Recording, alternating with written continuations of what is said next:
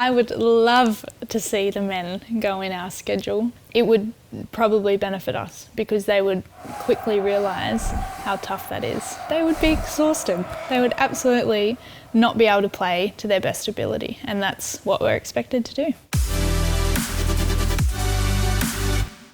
Being a professional female football player is a challenging schedule. We're up at 4:30 at Sydney FC, and we're starting training at 6:30 in the morning, and this is purely so we can finish by 8, so that most of us who have a full-time job in another career can, pursue that on the side to make a living and make their extra money. We are doing the same training as the men, we're putting in the same amount of work. We are doing the same amount of gym sessions. We're playing the same amount of minutes each weekend, if not more, because we're crammed into this small 6-month schedule. Unfortunately, we're still not paid, accordingly to what a male counterpart in a football space would be paid. So, there's still a long way to go, and there's boys, 16, 18 years old coming in and earning, quadruple what we are, and we've fought for,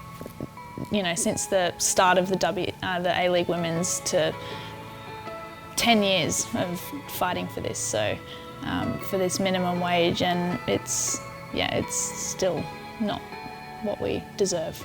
I would have stopped by now if I still didn't enjoy it, and it's my life, it's my identity, and I live and breathe it, and for me to be able to do that full time would be amazing. You could still study and have passions on the side, but it's just that time that you would have to relax and recover properly and treat your body and mind like it deserves being an athlete. And it still feels like we're far away from that, which is disappointing, to be honest. There was one time where I remember vividly, it was about 3 years ago, and I'd actually had a lot of personal things going on with my family at the time. We were playing a game against Western Sydney, a high pressure game. It's a big Sydney derby, everyone's watching, everyone is expecting you to have your best game of the season, and in the warm-up I was feeling pretty fatigued, pretty exhausted, had a big week, and it got to half time and I actually had hurt my glute.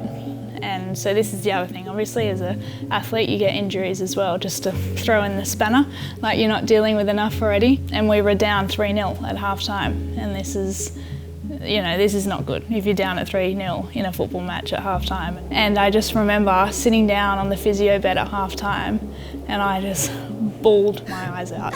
Like I'd never cried that much in my life, and it all just came tumbling down on me at once. And it's not really until I reflect back on it these few years later that I'm like, it wasn't just, what happened in the game and that we lost 5-0.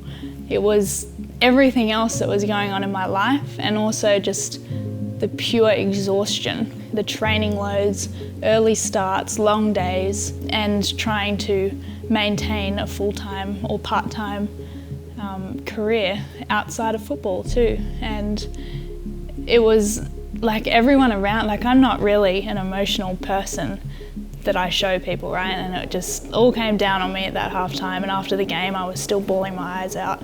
It was a really vivid moment that I'll probably never forget, and it was a time that I really reflected and just went, like, what has happened to me? Like, am I still enjoying this? When I was 12, I used to absolutely love and be so excited to play my games, and at that moment I was like, I don't know if this is worth it.